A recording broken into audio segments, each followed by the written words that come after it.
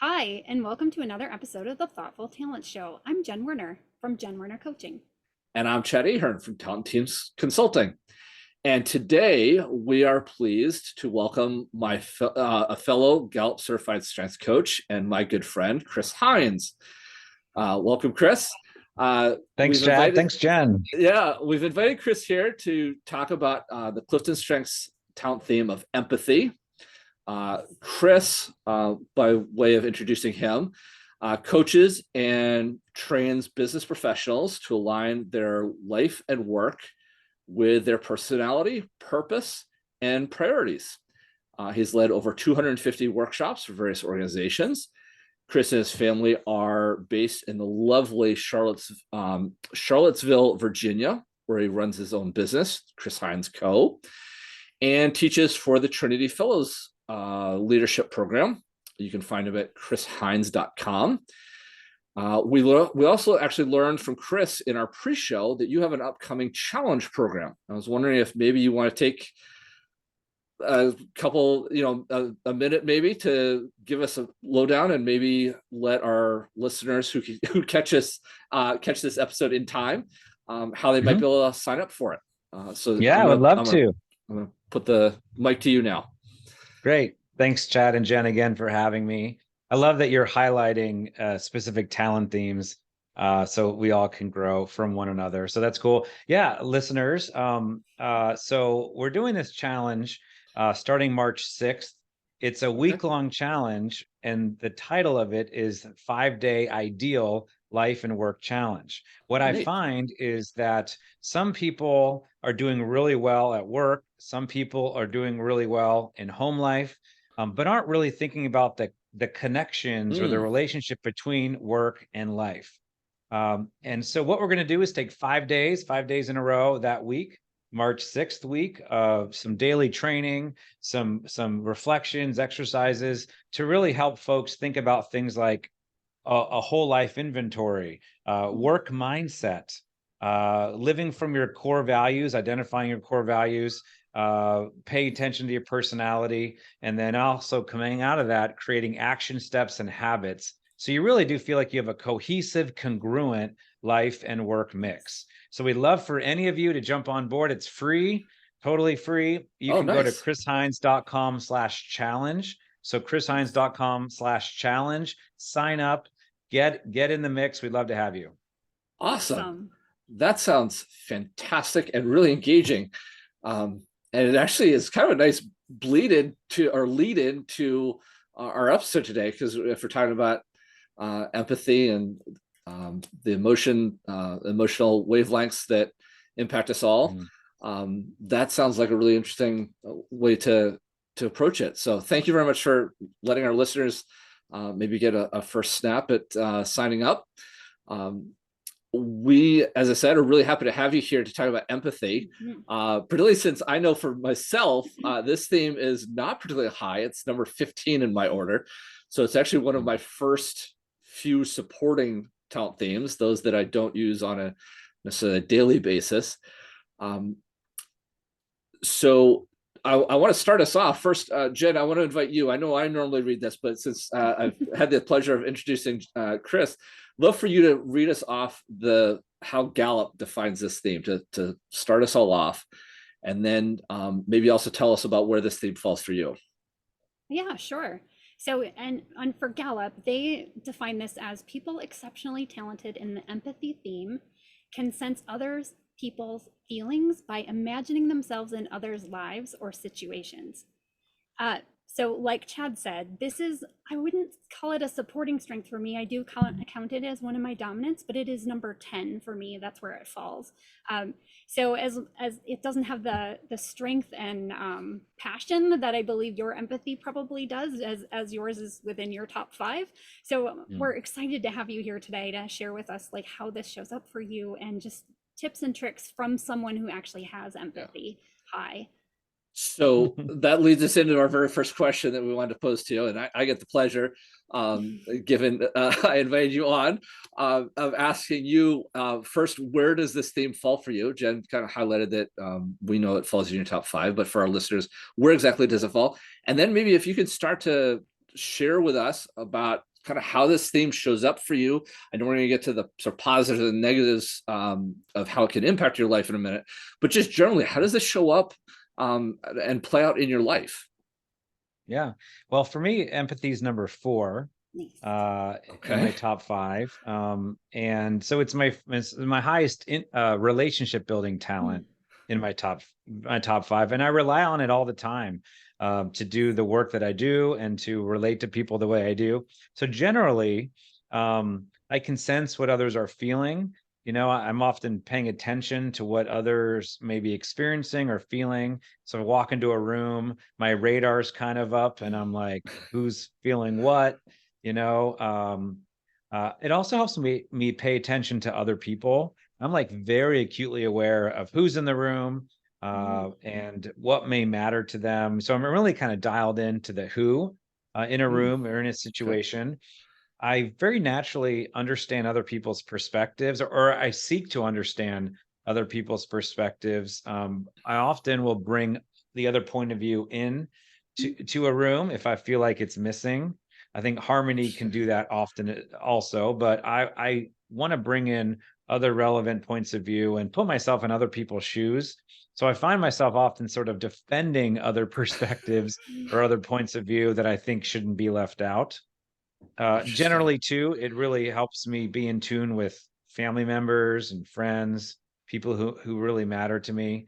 And as a coach and a speaker, it's great to attune me to the audience or to the client, because I really feel like I can track with them as we're working together. Those Nice. are great. Yeah. Thank you so much for sharing. Yeah. Chris, I'm going to bring up a couple things that you highlighted in our pre-show, just as you were starting to introduce us to how your theme, how your empathy theme and empathy talent show up for you. You talked about sort of a two-channel view. And I don't know, maybe this is something you plan on getting to later on, but I found it fascinating when you brought it up when we talked about just sort of how this generally shows up for you, about sort of that direct conversation. And then I think you talked about sort of like a disembodied vantage point. Yeah. Maybe if you could Yeah. go a little deeper. I don't want to massacre the idea that you brought up Yeah. in the pre-show. Yeah, I sort of think about it like the movie Ghost. If any of you have seen the movie Ghost, sorry for a spoiler alert, but it's like Patrick Swayze does pass away, and immediately this sort of second body pops up and is like seeing the scene. And I kind of think of empathy that way, where I'm like in a situation, but I have this awareness of another level, which is not just me participating in the situation, but me kind of seeing above and perceiving the other person's feelings, their experience, their perspective. And that perception is informing my participation in the moment. So it's kind of like operating in real-time mode directly, but then kind of perceiving and being aware of what's happening as well. And that input data perception informing how I participate in the situation. Wow. Wow. That's super powerful. I can imagine, just given that all three of us are coaches, I can only imagine how powerful that is when you're, coaching one-on-one with somebody to have that dual channel. Yeah, it does. It helps me pay attention to really important moments. In coaching, we want to establish a good, strong coaching presence of trust and rapport and tracking along with the client. And I have an easy job. I have other struggles with coaching, but in some ways, but what's easy for me is really tracking with the client and paying attention. Well, that really feels important. Or you're appearing kind of upset or sad right now. Like, what's that about? So it helps me be in tune. Nice. So with that broad understanding of kind of how it plays out, and we've talked about this in all of our other episodes about, our themes can take us to some sort of darker places and have sort of a negative impact on our work or life. Talk to me about how some of those things, those natural ways of it showing up can go dark. Yeah. Well, sometimes I can be too sympathetic with someone, you know, maybe catering too much to their feelings, or they're emerging into their point of view a little too much, where the line needs to be separated, or maybe where my role in their life needs to be more of direction, you know, or maybe something I need to draw the line somewhere. And I think I can blur boundaries a little bit too easily and being too sympathetic, because I'm very much aware and almost feel maybe their pain, their hesitance, their ambivalence. And so to kind of like draw a line feels wrong, because I'm seeing their point of view so clearly. So I can be too sympathetic. Sometimes I won't say what needs to be said because maybe I feel like it's going to hurt their feelings, or it's not Okay. aligning with their feeling or their ethic right now. And so then I don't want to say what needs to be said. I definitely can fall into that trap. Sometimes it feels too heavy to walk with someone in their feelings or their perspective, so I will just choose to turn it off. Like, I don't want to Oh, walk this way with you, so I'll just turn it off. And maybe that's not the best thing in the moment. Sure. And so I yeah. can be selfish. I can be selfish with how I use my empathy, because I'm like, I'm not walking this way with you. No, because there's a kind of mutuality with Yeah. empathy where I'm like, I'm walking this with you. I feel it. I see your perspective. It's a shared experience now. And they may be able to leave the situation, no attachment, just like done. We're, you know, clear page, you know, clear slate, clean slate, but I'm still in it emotionally. And so I know that dynamic's there. So sometimes I will just not even use, like, turn it off, just like, I'm not going here with you. And Huh. maybe that's good, but sometimes that's not the best course of action. Yeah. Wow. Yeah, I love hearing you say that because it sounds a little like self-preservation. And I think we talked about Mm-hmm. that in the pre-show, that sometimes things like you said, it's not in the moment for you. This stays with you a little longer than say like someone who doesn't have empathy high and they're not using those empathy talents like that. So understanding where this might be too much for you to take on in the moment, it does sound a little bit like a self-preservation in that mode.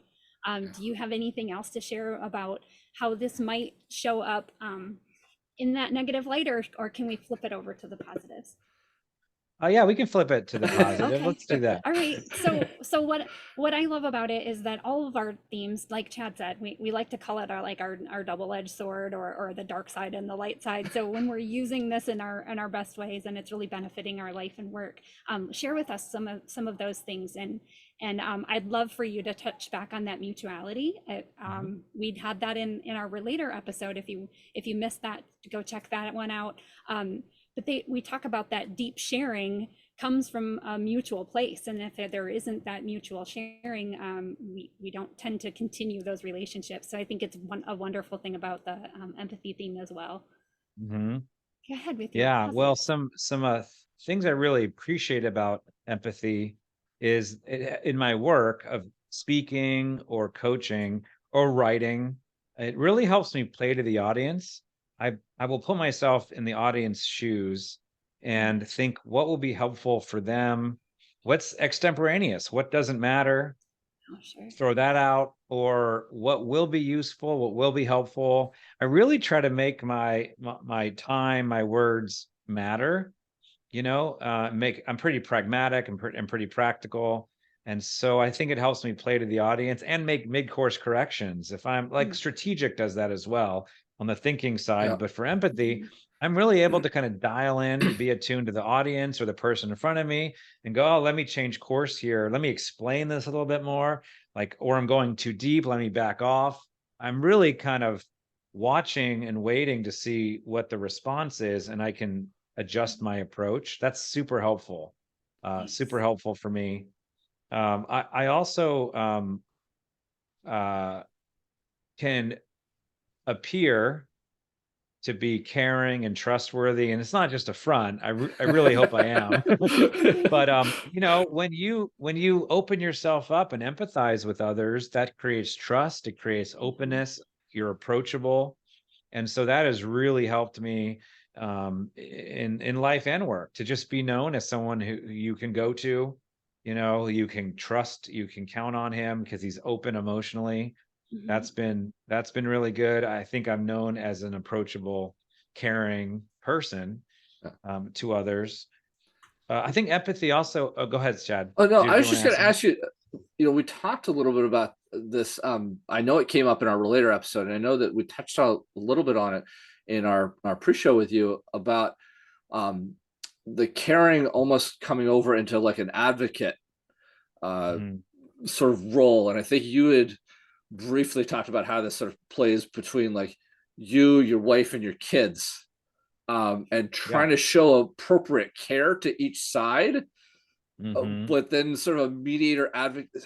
Yeah, I guess if you could just go into that a little bit, because I think you described it so much better that I'm gonna Yeah. butcher it.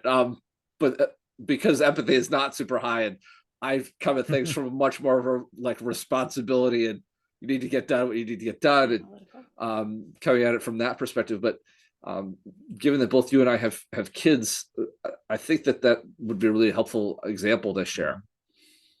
Yeah, I'm often kind of in a mediator, translator type of role with empathy, where in the family life, for example, my wife may have one perspective, one view of things, my kids may have another, or between siblings, they may have different Mm. perspectives or interests, of course, from one another. And so I often find my role being kind of like bringing the other's perspective, helping them voice it. I'm attuned to Mm. that. And so I can help conversations happen. I mean, I just did that last night with kind of a high stakes situation at home. It felt high stakes at the moment, Yeah. between family members, like kind of advocating for the other person, going, I can see what they're saying here. Let's just like dig in a little bit more and not let this fight be like the last word between you people before you all go to bed, Yeah. And so, yeah, so I'm often like feeling what others are feeling, trying to present that to the other in order for further conversation and kind of peace to happen. Mm. And I'm happy doing it, but what's challenging sometimes is when I feel I get stuck between two priorities. Mm. Like, is my priority here to align with my wife, or is my priority here to make my kid feel really supported, or is my priority to let an older kid sort of lead the younger kid without the younger kid having to be equal in a situation? I mean, it's hard sometimes to navigate those priorities. That's what I don't like to be. Mhm. And I feel like I'm disloyal or something to someone. Yeah. Wow. That's Yeah. awesome. And one of the things that I was thinking about when you were saying that about your about last, even just last night, that you had this situation happen after we had our pre-show. I'm thinking about some of the things you shared with us about this clearing and refilling practice that Hmm. you need to go through. And I wondered if you could share with us some of our listeners some of that Yeah. you shared with us earlier. Well, a lot of my days are filled with people work, whether it's coaching sessions or it's workshops I'm leading. So a lot of it, access with I mean, time with people, which I love. But I am throughout the day kind of a sponge. I'm like sponging in people's feelings, their points of view, their perspectives, and it can be draining at the end of the day. It's exciting, thrilling work, but it can be draining. And so I find that if I don't have a sort of clearing practice before I rejoin my family for the evening, then there's not much left emotionally from me. And so I know that if it's like Zoom meeting after Zoom meeting or face to face or workshop, whatever, I really need time alone to just not intake, to not be Mm. needed by anyone, to just decompress and refill before I rejoin the family. I will know I will see a considerable difference in my energy, my mood, my Nice. behavior in the evening between whether I do have that time before I rejoin or don't, you Mm. know, because Yeah. it's sort of like if I don't, I'm like, don't even talk to me like family. I just need like I'm a bear, you know, probably a nice bear, you know, but still a bear. And that's not how I want to show up at home. Yeah. So what's better now is I work about 15 minutes in a co-working space away from home. And so I use that 15 minutes, you know, to decompress, you know, so Yeah. that I am ready. Back in COVID days, or even when we first moved to this new town and I didn't work out of the home, because that transition just happened recently, actually, where I started working here at the co-working space. There was no decompression time, and I acknowledged it. I saw it. I knew it. So I would do things like walk the dogs, but don't invite anyone else to come with me. Like, honey, can I come? No, it's just No. me and the dogs, you Yeah. know, because I just needed that time. So, you know, that helps me. But having a clearing practice that does intentionally shift me from intake mode to like filling mode to now I'm available for my family mode has been really key. And I found that so amazing when you shared that with us, because that's something from empathy I hadn't considered, that you actually needed time to maybe wring out some of you said that idea of a sponge and you're soaking Right. up all this stuff. Like maybe you need time to wring out what you've pulled in already, so that you actually have time and energy in that space to pull in more. Chad, it kind of reminds me of your learner, how you needed to soak stuff up and wring it back out later Yeah. to someone else. Yeah. It's learn and then share.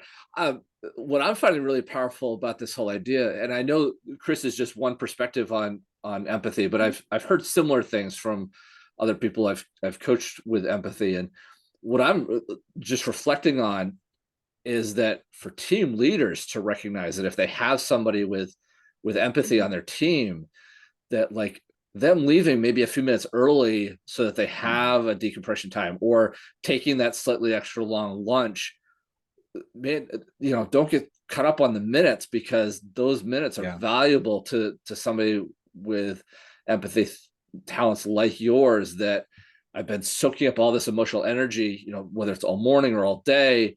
I need a second to like kind of clear the system, flush the lines a little Yeah. bit before going back into the next engagement, whether that's a workshop or an evening social, or business mix or whatever. You're going to get so much more out of your employee or colleague or whatever if you give them that time. So that's Yeah. just a beautiful takeaway. I really appreciate you sharing that perspective, because I think especially in our Western civilization work world, where it's go go go all the time, here you're talking about that opportunity to take the pause or take the step away from the desk and do something that clears. So yeah, just I mean, thank you very much for sharing that. Jen, I realize, not to go back in our conversation, but you mentioned that Yeah. this is one of your dominants. I don't think we really ever asked you, like, in addition to what Chris has shared, are there any positives or ways that this shows up maybe a little differently in your life, negatives or positives that you wanted to share?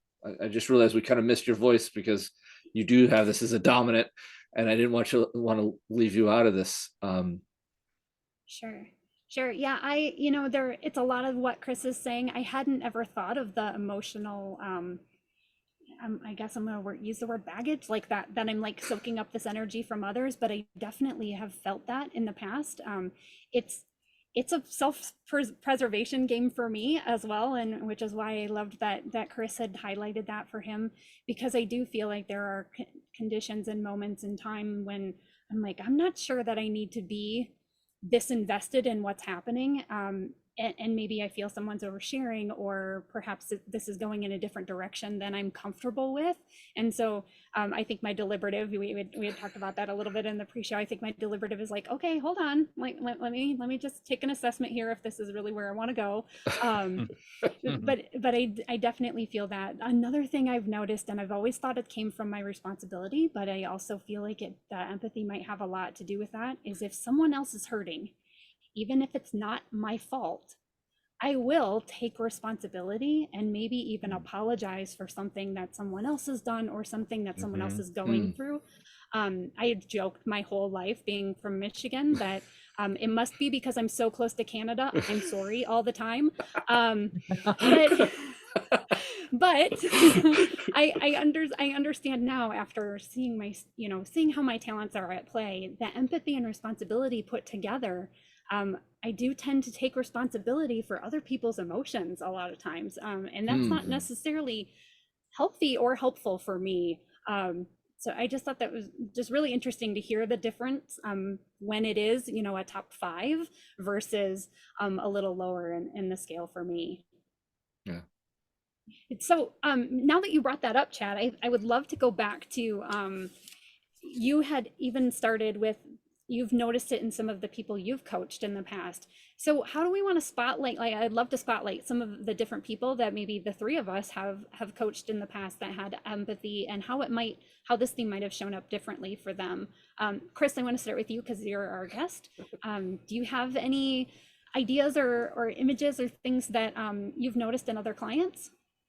Yeah, one thing I'll point out that's sort of in addition to what's been already said is this idea of, I've seen this in clients, avoiding work because you're feeling a lot of things.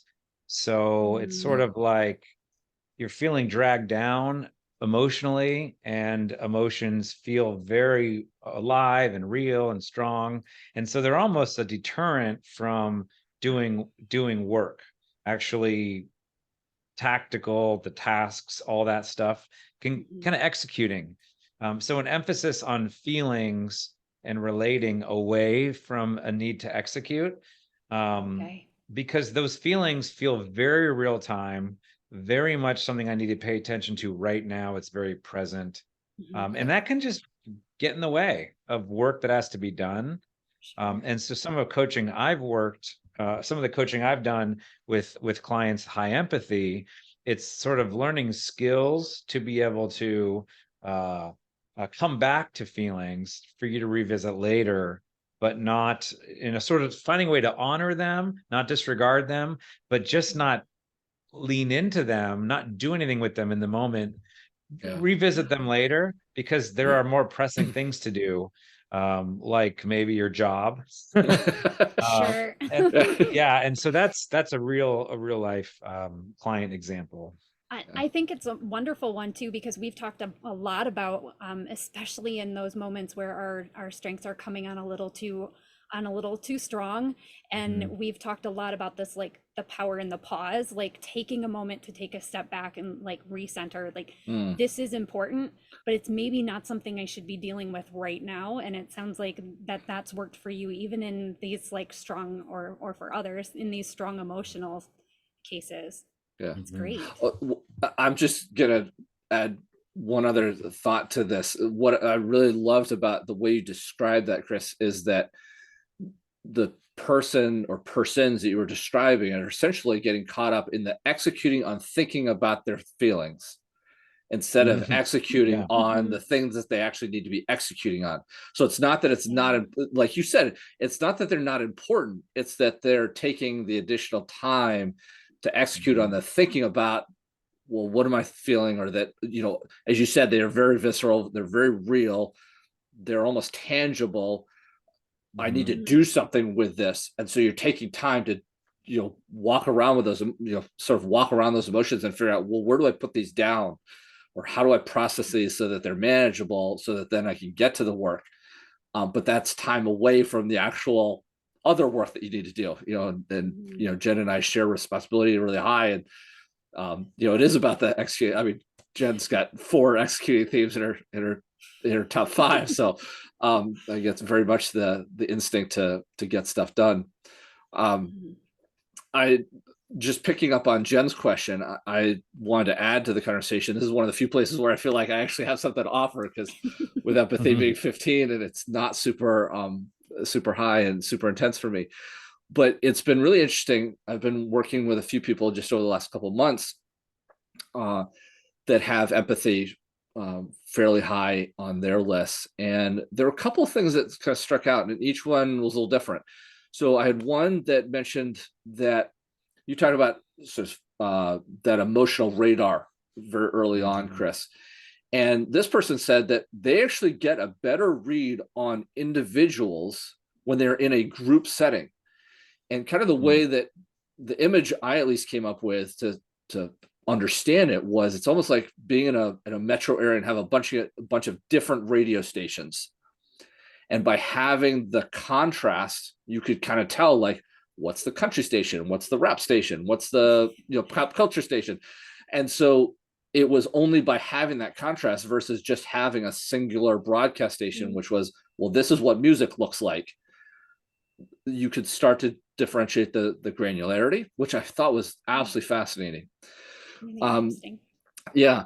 The other one that was a bit surprising to me, and I think it's taking your sort of positive approach of understanding the perspectives that are or are not in the room and kind of flipping it to maybe a less than ideal application of it, which is using that information to basically manipulate the conversation, which is, oh, I know what they need. I know the perspective they're going after. So I'll feed into that so that they kind of move along and maybe leave my office or leave the situation, or but using that second, you talked about that two-tier communication perspective, or that two-tier perspective, using that in a way to move things along. So maybe I don't have to deal with a situation for as long as I want, or I can just tell this person what they want to hear so that they go and do what they need to do.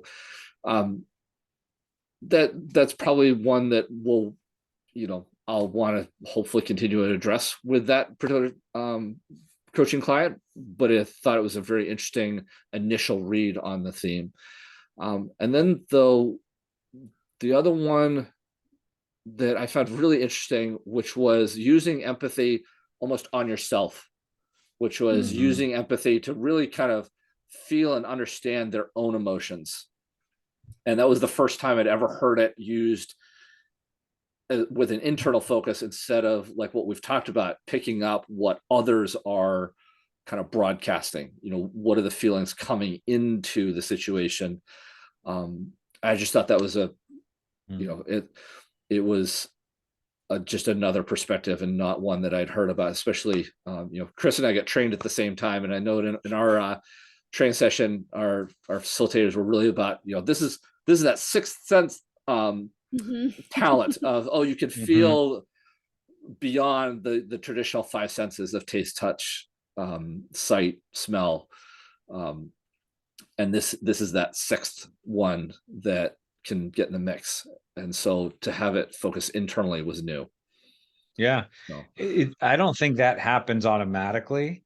Some folks are really good at being attuned to their own feelings, but I think empathy can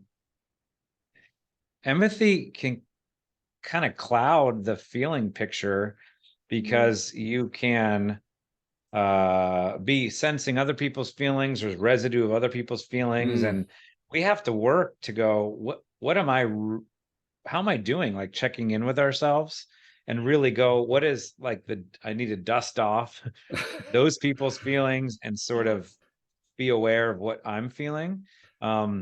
So I think it can, that sort of self-attunement or self-awareness of one's emotions can vary from person to person in empathy. Yeah. I think it's great you both brought that up, because that was one of the things I saw most in the clients that I coach that have empathy high, is that they were able, like they felt exactly like you're saying, Chris, like they could pull in these emotions, understand what's happening with the people around them, but it clouded their own feelings and emotions in that moment, and that it would just drain them. Like if they were around someone who was really upset about something, even if they weren't talking about it, they could feel it, and to a point where they were just emotionally drained from that situation. They don't even know what it is, but that they can feel that emotion. So that I love the conversation here about how they could even like tap back into their own emotions and really see like, what's going on with me? Is this something I need to carry? like in those instances where they don't even know what that is, even though they're picking it up. Yeah. Yeah, I mean that's a really good practice to have throughout the day for folks high in empathy, is to, periodically during the day just check in and go like, what's mine, what's not mine. It's the same question I ask with high responsibility too, Mhm. but that's more in terms of owning things, right? So I do the same with emotions. What's mine, what's not mine, and it's almost too much to do it at the end of the day if you have a Yeah. lot of people interaction. Yeah. If you're working by yourself all day, okay, that's a different story. But if you're having a lot of, contact with people, I think doing it multiple times a day is good, because you can really lose touch of yourself and how you're doing if you don't make it a practice. Yeah. That's great advice. One other perspective, I realized just now that there was one other way in which I've heard empathy, I assume it could probably be used as both good and bad.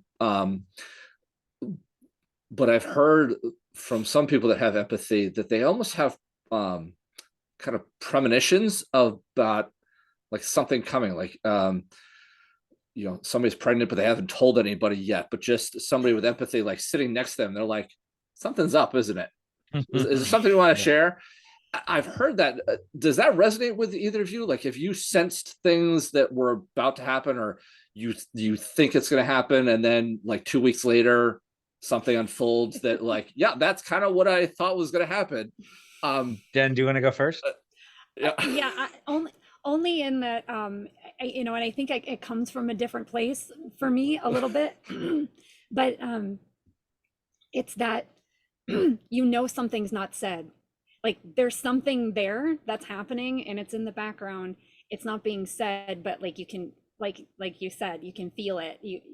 There's something up here. And I'm not that great at understanding what that is, but I know something's like, something's afoot here. Chris, how about with you? Well, the baby example is funny because that's happened twice to me Oh, in Wow. the past 3 months, maybe. oh, Oh my gosh. I was talking to this one guy on the phone. It's so funny. This one guy on the phone that I knew from Pennsylvania, our old town. We hadn't talked in a while, and he's talking, and he's like a fairly newlywed. Like we're just talking, and I just said, "So when's the baby due?" And he's like, "What? How do you know this?" And he just was like, "I just know. Didn't you tell me this already?" He's like, "No, we're not telling Oh anyone." my gosh.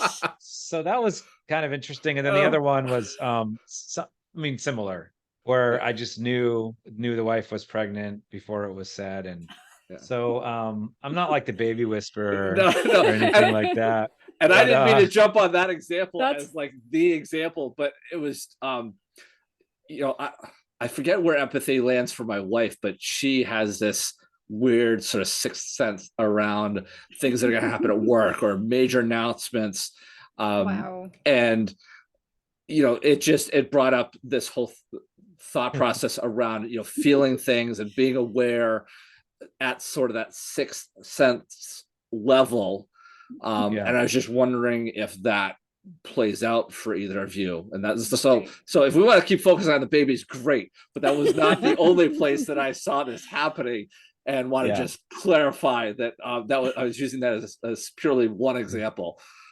That's pretty So. amazing though, Chad, that even Chris had two examples recently of this happening. Just makes me laugh. It also makes me think, if you have someone close to you who has empathy high, your secrets may not be as hidden as you think they are, Yeah. right? True. Yeah. Yeah. Interesting.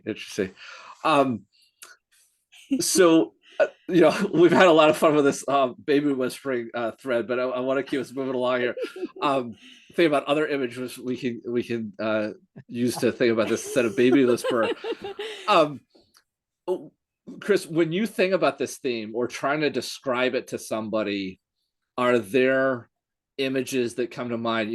In past episodes, we've referenced pop culture. We've just images that we see on a daily basis, items around our house that we might, click into as an image to keep in mind. We're all fairly visual creatures in general. Just wondering if there's an image that maybe some people that might not even have empathy that high could keep in mind when they think about this theme, that could be a reference point. Well, I think of empathy like a sponge. We've talked about it already, where we're sort of soaking up, intaking people's feelings, their experiences, their perspectives, and we're getting quite full. We're getting quite full by the end of the day with what we're absorbing. So I think of empathy like a sponge. We need to be like squeezed out, periodically in order for us to take on new. Because I do think we can hit a tipping point where it's just like overwhelm. That's why a clearing practice is helpful, because then it readies us to receive maybe from our family, our loved ones, or just for the next person that shows up. So I think of a sponge. I also think of a golden retriever. We've got this great golden retriever, so loyal, so really empathetic. Like he knows when something's up, go and just put his head on your lap, or he'll just look up with his big puppy, not puppy anymore, but big doggy eyes. He's loyal. He's trustworthy. He's really in tune, I feel like, emotionally as well. So I think of the golden retriever, and I also think of a heart as a symbol. Just empathy. We're kind of open-hearted. We choose to be, sometimes we don't, but sort of open-hearted and available, open access, and rich emotionally. Okay. Awesome images to start us off. Jen, did you have any to add? Yeah, I love the golden retriever one. I'm not adding to it as much as I'm agreeing, and that dogs in general tend to have that ability to do that. That's why they have like the pet therapy programs, where you take the animal in and it makes the kids feel better. I've also seen way too many YouTubes and different little snippets of videos of an owner with a limp, or they hurt their leg and they're not using it anymore, and next thing you know, their four-legged dog will walk on three legs. Like the things that our dogs can sense and pick up from us, I think are just amazing, and have had that experience personally with my dog, where I'm so anxious now I've made him anxious. So I think that bringing that point up as a reminder to those who maybe don't have empathy high, that if you have someone close to you that does, they are probably sucking these emotions from you and feeling them as well. Yeah, kind of on that point, I learned something genetically. The difference between a wolf and a house, like a dog, a house pet, a dog, is this one trait of openness to experience. So wolves are more cautious. They're not really open to stimulus or different experiences. So they're cautious, protect themselves. Whereas dogs in a house are open to experience. They're warm. So I think that empathy is pretty open to expression, pretty open to feelings, emotions, and experiences.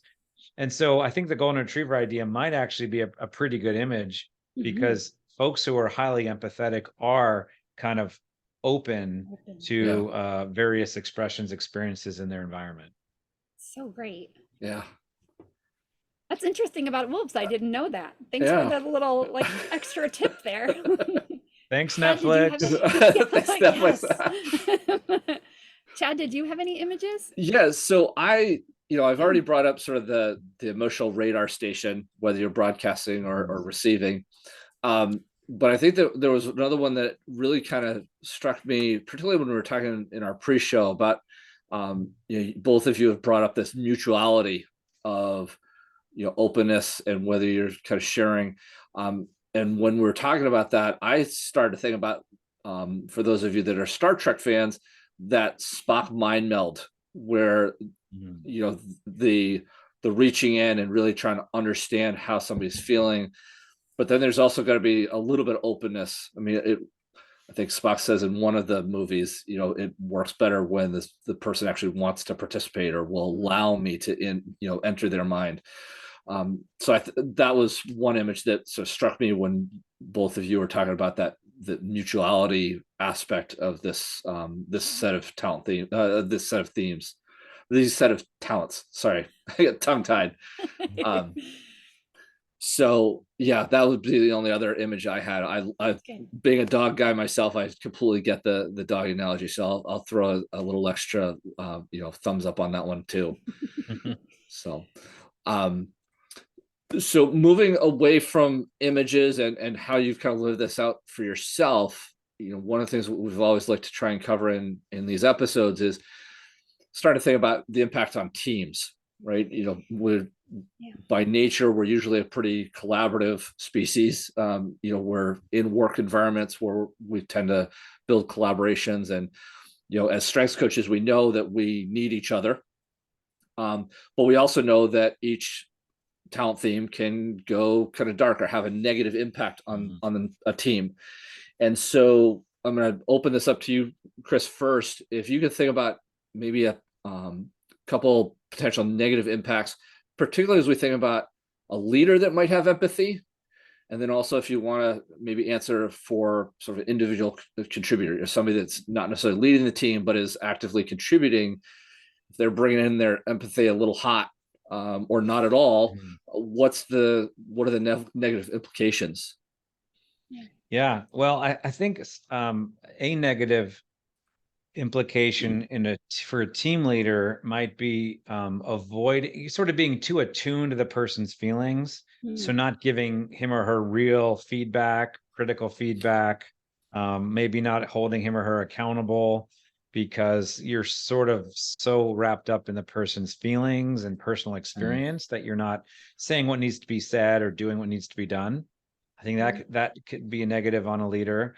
I also think that sometimes leaders high in empathy, although you want to develop, you want to develop strong emotional intelligence and social awareness and all that, sometimes they can be too dialed into emotions and not where it can turn maybe more thinking oriented people off, or maybe more sort of executing oriented people off, because it's like a little bit too feeling oriented, a little too mushy. Yeah. I've seen that. On the flip side, for individual contributors, like we said before, what can be negative on a team is being too feeling oriented, not getting one's work done. That can be negative. And then therefore you're kind of seen as a little bit unreliable in your workload. That's one. I also think that if you're too empathetic, meaning you're experiencing a lot of emotions and they're deep, that you can come across a little bit unpredictable. And on a team, you want to know what you can expect from team members. Yeah. And so highly empathetic people can come across a little bit just like a loose cannon. What are they going to get today from this team member? So that could be a negative as well. That's a really good point about the unpredictability. I was thinking about LinkedIn post I just put up, kind of re-reviewing the 4 needs of followers, and one of them stability. And so yes, leaders have a call to fulfill those needs, but our peers do to a certain extent also. If we don't have stable environment to come into and kind of know what to expect, that can be really off-putting. I think that's a great share. The one I would love to, I want to hear from Jen, then I've got a couple I know I'd like to voice out, because I think they're pretty important. But Jen, I'd love to hear from you as well. I think going back to what I heard, what we were talking about earlier, and what I've heard from others is that like a negative, like the negative emotions, if there's a lot of negative emotions in the team, they can tend to shut down maybe. And so it's like what we talked about before, maybe they're not engaging because of whatever else might be going on around them. And so they've pulled themselves out of it. And that can also lead to that instability, not really understanding where that person comes from, or maybe even in the compassion sense, you know, from our team members and our team leader, we need that compassion for one another. So I think this is another place where if you've either decided you're going to dial it way up or way down and you're just shutting off completely, that you could negatively impact your team either way there. Chad, did you Yeah. want to share yours? Yeah, I just the only other big one that I would add is that I think, particularly for a team leader, somebody with empathy, well, it's great to use that to understand the team, and we're going to get to the positives in a second.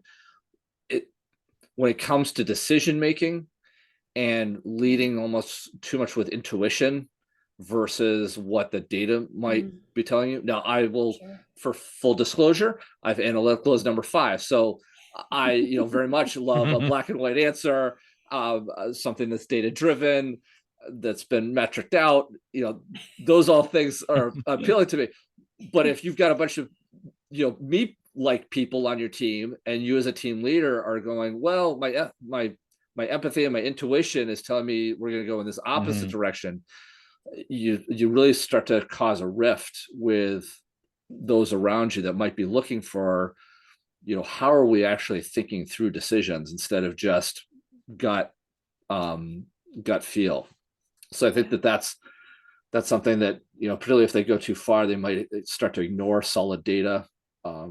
So just that's one place that I would add. I think the other things that the other comments I had were along the lines of what you shared about, you know, just getting too wrapped up in the emotions of the team and sort of leading to that indecision because you're trying to balance it all. You know, going back to, I think it was Chris, you made the point of trying to figure out what's yours, what's not, and, you know, what decisions are mine, what's, you know, am I basing those on those people, that person's feelings, or my own feelings, or my own sense of this situation, or somebody else's sense of the situation. So just that lends itself to indecision, because now you're not sure where your decision making is coming from. I think the only other thing I would add for the individual contributor side is they absorb so much emotional weight that they cannot constructively contribute.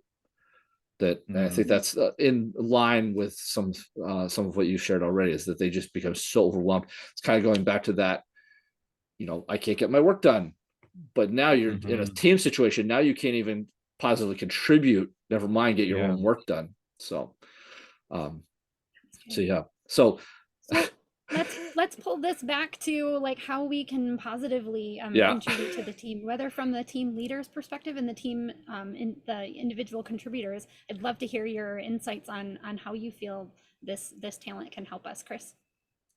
Well, Chad mentioned the top 4 needs of followers, security being one of them. We know hope for the future is another one. 2 more would be trust and care from those leaders. And I think empathy is a really, really great talent to use to build the trust and the care on your team. There's other ways to build it too. You don't have to have a relationship theme to build trust and care, but empathy is a really great way to do that.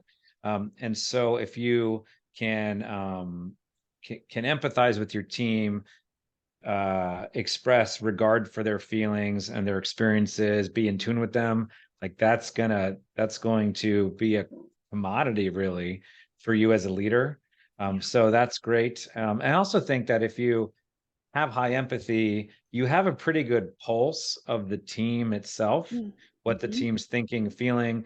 If you don't have high empathy, that's a great role for a contributor on the team to serve you, in them sort of communicating the pulse, the vibe, the feeling of the team. If you're not so inclined to pick that up. What I'm hearing is like almost being an advocate or the voice for others then in that case. Yeah, certainly. Yeah, sorry. And probably you're trusted if you're an individual contributor with high empathy, you're probably trusted by your team as well to represent them, because you do that pretty well naturally. And so it's really great. It's really a mediator advocate who can speak and be trusted both by leader and also rest of team. That's awesome. It's a great point. Jen, I know you asked the question, but I'm going to jump right back to you because you've got this theme much higher than I do and probably use it a little bit more frequently. So, what are your thoughts on leaders that have this, or individual contributors that have this, and the contributions they make? I want to go back to that intuition conversation we had in the negative impacts, because like you guys were saying, that yeah, that you might have a leader who has a team full of analyticals and they want, the hard data before we move on, but you might be a leader with high empathy and you just know that this is the right thing for the team, this is the right thing moving forward. I think that's another thing, that that empathy is really this strong ability to pull together what might be right for the individuals and then make a decision for the team moving forward, where I hadn't ever really thought that through before, before our pre-show. But after listening to, the conversation, the discussion, understanding, how it works for you, how it shows up for me, and then really thinking back to some of the leaders and the team members that I've been, part of before, that had empathy high, I could see that intuition, that ability to sense those emotions, know how they're going to land, and be able to make decisions for the team moving forward, I think is a just really powerful, just beautiful place. Yeah. I'll Great use of definitely, the talent. yeah, I'll definitely second that one. That was going to be one that I was going to bring up. Sorry. No, it's great that you got out in front of it, because you know, it's definitely, I see, not as one that does not have empathy high. I do see that there's a balance there. It's kind of a yin and yang. You've got to have the right balance of, the solid data, but then every once in a while, there's going to be that gut call that's just got to be made. And maybe, Yeah. those of us with learner and analytical and, a couple other themes that are very much about processing and thinking big, broad, we may not have the time to go deep. And so sometimes you need somebody to step in with that intuition and make the call. So I very much second that. Well, and Chad, hopefully at that point, if I'm your leader with empathy and you're my team member with high analytical and learner, I've got your best interests at mind. I'm thinking about how this is going to land for you, Yeah. and how it's going to work out, how it's going to feel. So chances are I'm already coming to you with some of the information to help you feel better about the decision, even without having all of the hard data there. Yeah. So I think that's the wonderfulness of using these talents together and understanding each other, and having this language to explain really what's going on. Yeah. I'll just build on what we've said so far. The only other real big contribution I saw, particularly from a team leader perspective, is not just the pulse of the team, but really sort of the emotional health of the team. How is this team doing?